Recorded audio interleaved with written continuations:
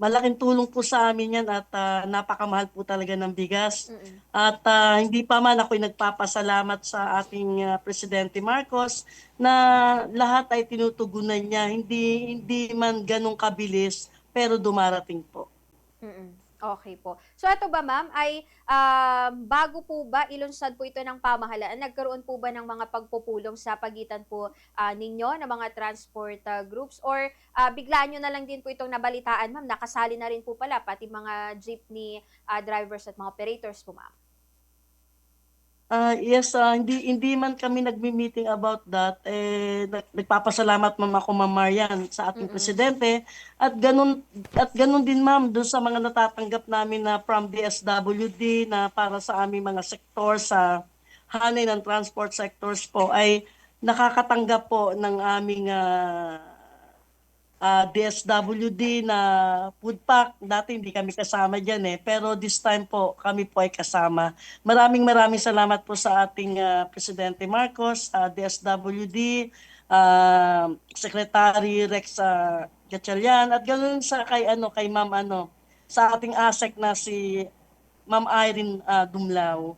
Kami po Mm. ay nagpapasalamat at malaki pong tulong po talaga to at kami po nabigyan ng priority. Isa kami sa nabigyan ng ayuda from DSWD po at sa ating Secretary Dison na walang sawa rin pong tumutulong din po sa hanay ng transport sectors, Mm. ma'am. Okay. Pero eto po ma'am ano, dun sa ₱20 kada kilo po nga bigas, naiparating niyo na po ba itong, impormasyon na ito sa mga nasasakupan po ninyo sa akto ma'am, na meron pong, ganitong mapapakinabangan yung mga jeepney drivers? Kasi, for sure ma'am ano, hindi kasi lahat din ng mga jeepney drivers, talagang aware na meron pong mga ganitong, mga programang pamahalaan po para sa kanila ma'am.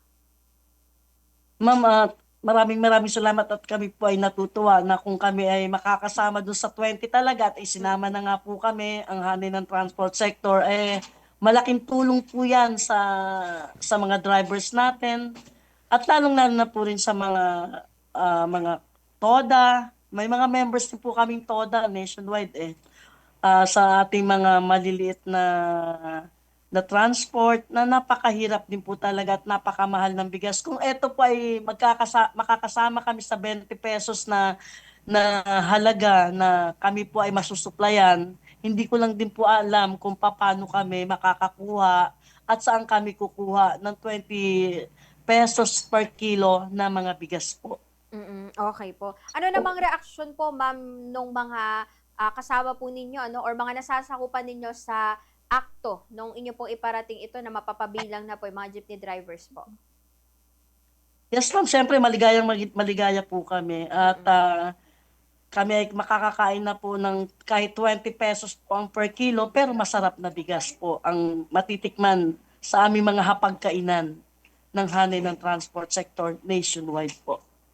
Mm. Okay po. So, bali eto po ma'am ano ay sa tingin niyo nama para po sa inyo, bagama't wala pa naman pong, pahayag ano from our government kung eto ba ay pangmatagalan na po or long term na matatawag. Pero para po sa inyo ma'am, do you think ay magiging pang long term po ito yung ₱20 po na programang bigas, na kung saan makikinabang na rin kayo ma'am?